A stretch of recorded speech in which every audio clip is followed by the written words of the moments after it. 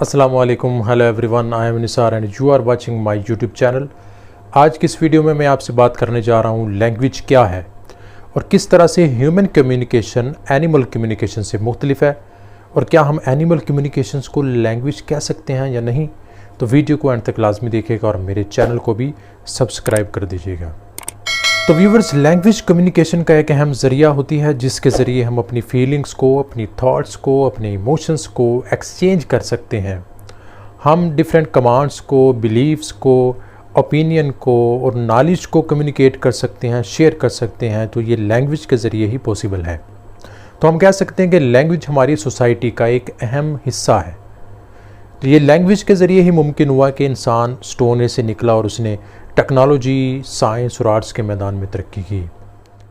तो व्यूवर्स, इंसान के वोकल ट्रैक्ट्स इतने फ्लेक्सिबल हैं कि वो मुख्तलिफ़ किस्म की साउंड को प्रोड्यूस कर सकते हैं। इसके साथ साथ इंसान के पास ये एबिलिटी है कि वो मुख्तलिफ़ किस्म की साउंड्स के दरमियान डिफरेंस क्रिएट कर सकता है और मुख्तलिफ़ किस्म की साउंड्स को परसीव भी कर सकता है। ये एबिलिटी भी ह्यूमन बीइंग के पास ही है कि वो मुख्तलिफ़ किस्म की साउंड्स को मीनिंगफुल साउंड्स में कन्वर्ट कर देते हैं और फिर उनको एक सिस्टम के अंदर कन्वर्ट करके उसको कम्युनिकेशन का एक ज़रिया बना देते हैं। बेसिकली हम इसे ही लैंग्वेज कहते हैं। व्यूअर्स, ह्यूमन स्पीशीज़ और नॉन ह्यूमन स्पीशीज़ की जो कम्युनिकेशन होती है उसमें जो बुनियादी फ़र्क होता है वो लैंग्वेज का होता है। अगर हम नॉन ह्यूमन स्पीशीज़ की बात करें तो उनकी जो कम्युनिकेशन होती है वो सिंबॉलिक होती है या वो डिफरेंट एक्सप्रेशंस को यूज़ करते हुए कम्युनिकेट करते हैं। तो उनकी जो कम्युनिकेशन होती है वो एक सिस्टम के थ्रू नहीं होती।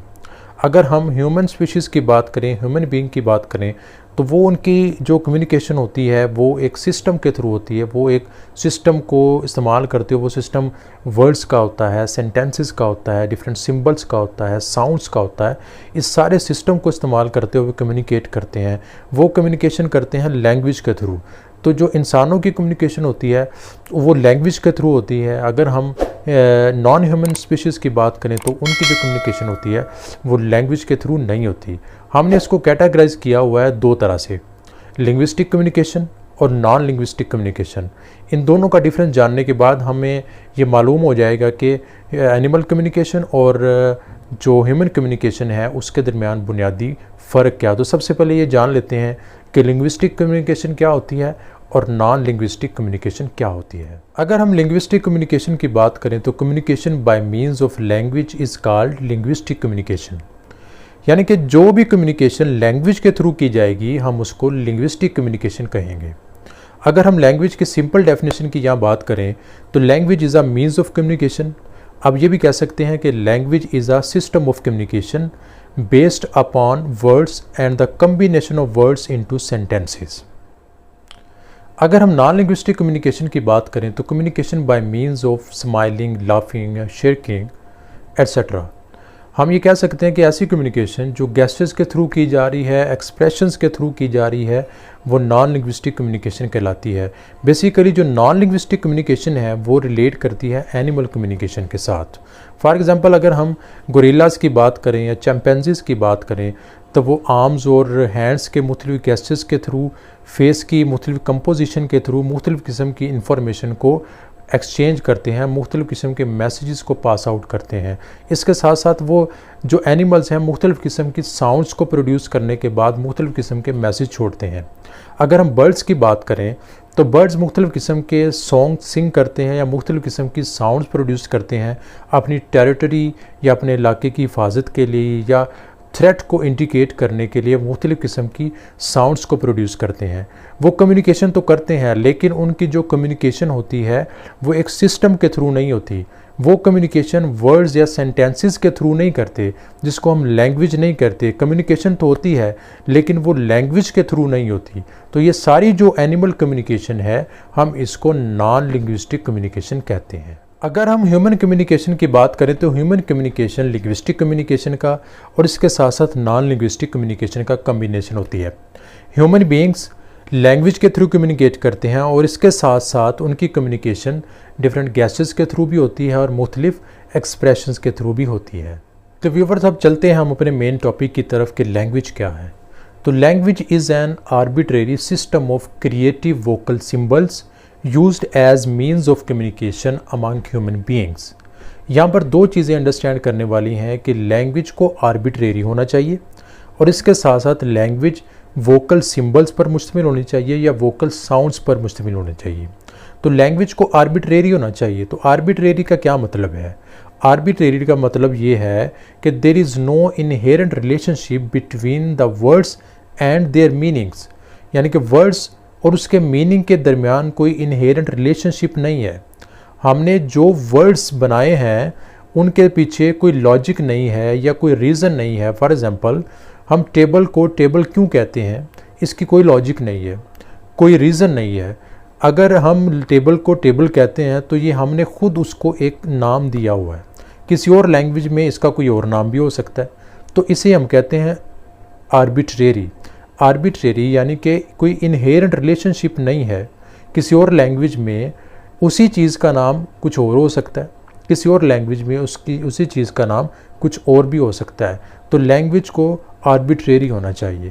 اس کے بعد لینگویج ووکل ساؤنڈز پر مشتمل ہونی چاہیے، یعنی کہ ووکل ساؤنڈز اسے کہتے ہیں کہ ایسی ساؤنڈ جو ہم ہیومن بینگز کے ووکل ٹریکٹس سے پروڈیوس ہوتی ہیں ان کو ہم ووکل ساؤنڈز کہتے ہیں، کہ تھرو نیزلز یا ہمارے ووکل ٹریکٹس کے تھرو جو ساؤنڈز پروڈیوس ہوتی ہیں وہ ووکل ساؤنڈز ہوتی ہیں. تو لینگویج ووکل ساؤنڈز یا ووکل سمبلز پر مشتمل ہوتی ہے اور اس کے ساتھ ساتھ لینگویج کو آربیٹریری بھی ہونا چاہیے. اگر یہ خصوصیات پائی جاتی ہیں تو پھر جا کر ہم اسے کہتے ہیں کہ یہ لینگویج ہے. تو ویورز اب ہم ڈیفرنٹ لینگویج ایکسپرٹس کی دی گئی ڈیفینیشنز کو ڈسکس کر لیتے ہیں کہ انہوں نے لینگویج کو کس طرح سے ڈیفائن کیا ہے. تو سب سے پہلے ورڈ ایف کی ڈیفینیشن کو دیکھتے ہیں کہ اس نے لینگویج کو کس طرح سے ڈیفائن کیا ہے. تو ورڈ ایف کے مطابق language is a system of arbitrary vocal sounds used as human communication, یعنی کہ لینگویج جو ہے وہ آربیٹریری ووکل ساؤنڈز پر مشتمل ایک سسٹم ہوتی ہے.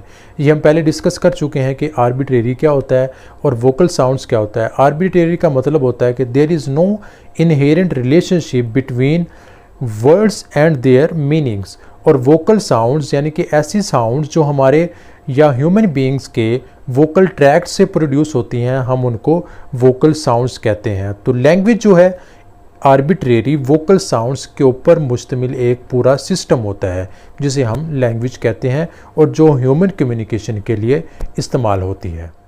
سیپیر کے مطابق language is purely human and non instinctive method of communicating ideas, emotions and desires through a system of voluntarily produce sounds. اس میں تین باتیں کی گئی ہیں کہ لینگویج، سب سے پہلے لینگویج پیورلی ہیومن یعنی کہ لینگویج ہیومن بینگ کے ساتھ ریلیٹ کرتی ہے، لینگویج کا تعلق انسانوں کے ساتھ ہے، یعنی لینگویج کا جو استعمال ہے وہ صرف انسان کرتے ہیں. اس کے بعد naan instinctive method, language non instinctive ہے، یعنی کہ ہیومن بینگز اپنی مرضی کے ساتھ ساؤنڈز کو پروڈیوس کر سکتے ہیں، اپنی مرضی کے ساتھ مختلف قسم کی آوازیں نکال سکتے ہیں. اینیملز کے اندر قدرت نے، اللہ تعالیٰ نے مخصوص آوازیں رکھی ہوتی ہیں، یعنی کہ اگر ہم کیٹ کی بات کریں تو بلی کی آواز جو ہے وہ بلی اپنی آواز نکالے گی، مخصوص آواز ہے. اگر ہم ڈوگ کی آواز کی بات کریں، ڈوگ جو ساؤنڈ پروڈیوس کرتا ہے اس کی بھی ایک مخصوص آواز ہے. اس طرح سے مختلف اینیملز کی مخصوص ساؤنڈز ہیں.